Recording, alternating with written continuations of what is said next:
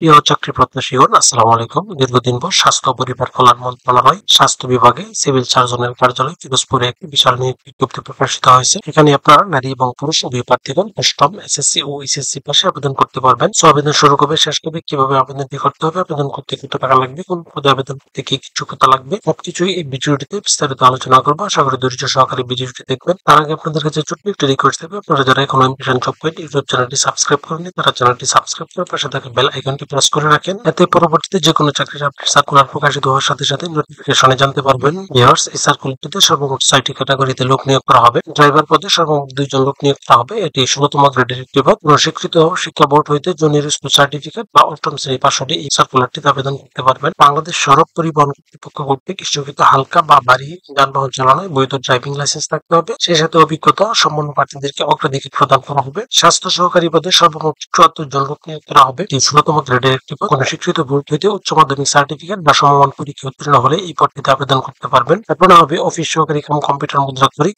এটি 16তম গ্রেডের একটি পদ। এই পদে সর্বমোট 3 জন লোক নিয়োগ করা হবে। কোনো স্বীকৃত বোর্ড হইতে উচ্চ মাধ্যমিক সার্টিফিকেট এইচএসসি পাস হলে এই পদটিতে আবেদন করতে পারবেন। কম্পিউটার মুদ্রা করে প্রতি মিনিটে ইংরেজিতে 20 এবং বাংলা 20 শব্দের গতি থাকতে হবে এবং সেই সাথে কম্পিউটার ওয়ার্ড প্রসেসিং সহ ইমেল এবং ফ্যাক্স পরিচালনায় দক্ষতা এবং অভিজ্ঞতা থাকতে হবে। স্টোর কিপার পদে সর্বমোট 5 জন লোক নিয়োগ করা হবে। কোনো স্বীকৃত বোর্ড হইতে উচ্চ মাধ্যমিক সার্টিফিকেট বা সমমানের পরীক্ষা উত্তীর্ণ হলে এই পদটিতে আবেদন করতে পারবেন এবং সেই সাথে কম্পিউটার ব্যবহারের দক্ষতা এবং অভিজ্ঞতা থাকতে হবে। 60 মুদ্রা করিকাম কম্পিউটার অপারেটর পদে সর্বমোট 1 জন লোক নিয়োগ করা হবে।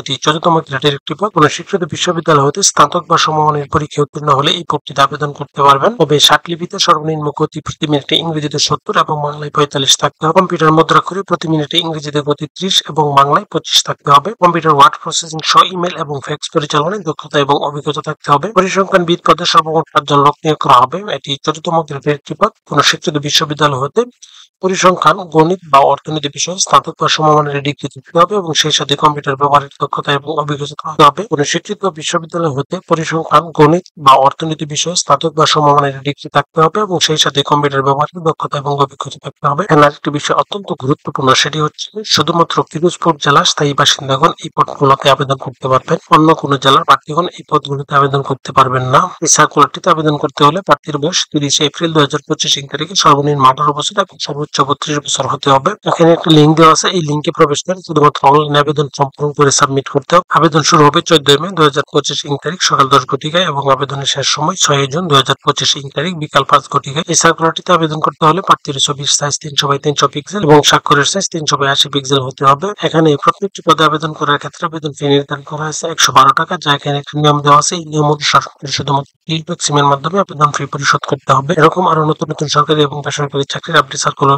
পেতে চ্যানেলটি সাবস্ক্রাইব করে পাশেই থাকেন।